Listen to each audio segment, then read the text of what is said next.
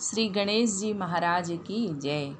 आप सभी में विराजित परमात्मा को मेरा सादर नमन। कुल देवी माँ श्री दधिमथी की जय। या देवी वरदा चराचरमयी मायामयी चिन्मयी शब्द ब्रह्ममयी परात्परमयी ज्योतिर्मयी वाङ्मयी सर्वैश्वर्यमयी महासुखमयी श्रद्धामयी धीमहि पायात् सा जगदम्बिका दधिमती माता सदा श्रीमयी माता सदा वाङ्मयी। बोलो दधिमती मात की जय। दधिमथी पुराण अध्याय 4। नारद जी बोले, हे समस्त ज्ञानियों में श्रेष्ठ महायोगी ब्रह्मदेव, महामाया को दधिमथी नाम कैसे प्राप्त हुआ? हे देव, मेरे हृदय में महान आश्चर्य प्रतीत होता है। कृपया इस संशय को मिटाने के लिए आप कहिए।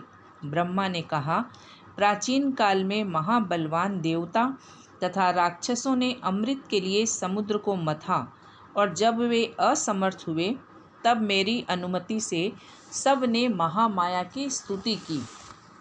तब महामाया विराट रूप से प्रकट हुई, हजारों मुख, पैर और हाथ वाली, 1000 सूर्य के समान तेज वाली, मातृकाओं से पूजित देवी अति सुंदर समुद्र के तीर पर प्रकट हुई। समस्त औषधियों को समुद्र में डालकर क्षीर समुद्र को दही बनाकर महादेवी ने अत्यंत मंथन किया और फिर उससे रत्न उत्पन्न हुए। तब देवता और दैत्यों ने प्रसन्न होकर जगदम्बिका की स्तुति की। उस दिन से वह संसार में दधिमथी नाम से प्रसिद्ध हुई।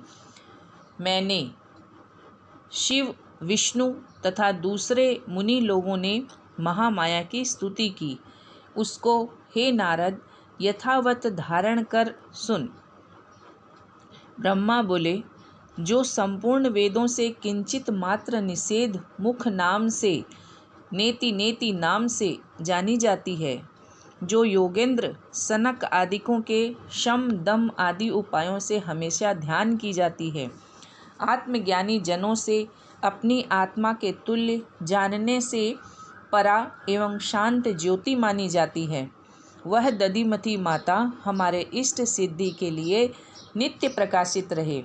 शिव बोले, पहले भगवती का रूप निर्गुण था, अनंतर कपालात्मक हुआ। यह विराट स्वरूप ब्रह्मादि देवताओं के द्वारा स्तुति किया गया। क्षीर समुद्र के मंथन में भक्तों की एकमात्र रक्षिका भगवती दधिमथी का 1000 हाथ, चरण और मुंह आदि से युक्त अत्यंत रुचिर स्वरूप हमारी प्रसन्नता के लिए हो। विष्णु ने कहा, दधि समुद्र मंथन में असफल और दुखी देवताओं ने महान कार्यों को करने वाली तुझको स्तुतियों से प्रार्थना करके ही अमृत प्राप्त किया। इसमें बुद्धिमानों के लिए कोई आश्चर्य की बात नहीं दिखती, क्योंकि तू मुक्ति के लिए एकमात्र चिंतामणि है। और हे पृथ्वी से उत्पन्न दधिमंथिनी, तुम्हारा सानिध्य भक्ति समस्त इच्छाओं को पूर्ण करने वाला है। देवता बोले, विश्व के निर्माण में जब ब्रह्मा किंकर्तव्य विमूढ़ हुए तब चिरकाल तक तुम्हारी स्तुति करके ही सृष्टि रचना की बुद्धि प्राप्त की। विष्णु ने भी संसार के पालने की बुद्धि तुम्ही से पाई। फिर संसार का नाश करने के लिए हे भगवती तुम दक्ष की कन्या के रूप में शिव की पत्नी हुई, और वही तुम हमारी प्रार्थना से इस समय दधिमथी रूप से व्यक्त हुई। हे देवी, तुम विश्व का सदा पालन करो। मुनिगण ने कहा, अत्यंत उत्साह और परिश्रम से क्षीर समुद्र को मथने पर महर्षि कश्यप के पुत्र अमृत और अन्य रत्नों को न प्राप्त कर सके। तब तुमने सारी औषधियों को समुद्र में डालकर मथवाया, जिससे रत्न प्राप्त हुए। तुम 14 लोगों को ऐश्वर्य देने के लिए अवस्थित हो।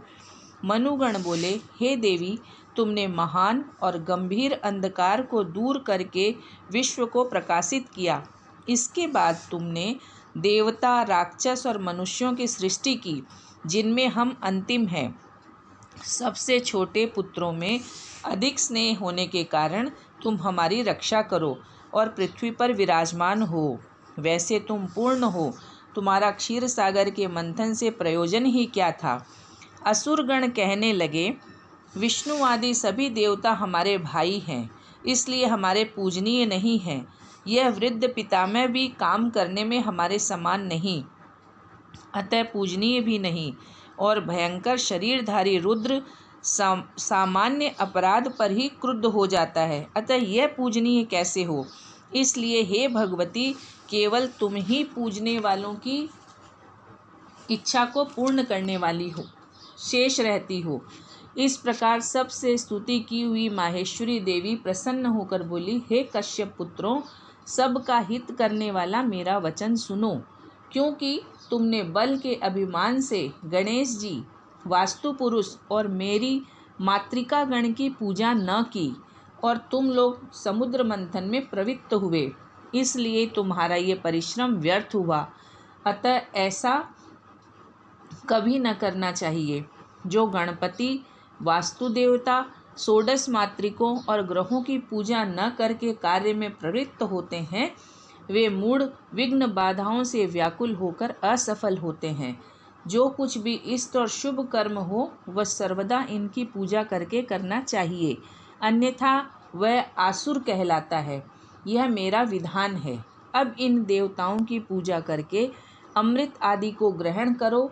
यह कहकर देवी वहीं अंतर्ध्यान हो गई। नारद बोले, दधिमति का वचन सुनकर गण आदिकों की पूजा करके इंद्रादिक देवताओं ने नवरात्रि का व्रत किया। दधिमति की कृपा से समुद्र से उत्पन्न अमृत को पीकर अजर और अमर बन गए तथा स्वर्ग को पुनः प्राप्त किया। हे अथर्वा, इस प्रकार ब्रह्म ऋषि भक्ति भाव से इसे शीघ्र आरंभ करो। इस व्रत के प्रभाव से तुम श्रेष्ठ पुत्र को पाओगे और अखंड ऐश्वर्य को प्राप्त कर वंश वृद्धि का लाभ प्राप्त करोगे।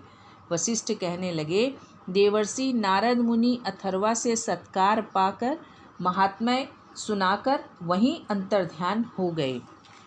बोलो दधिमति मात की जय।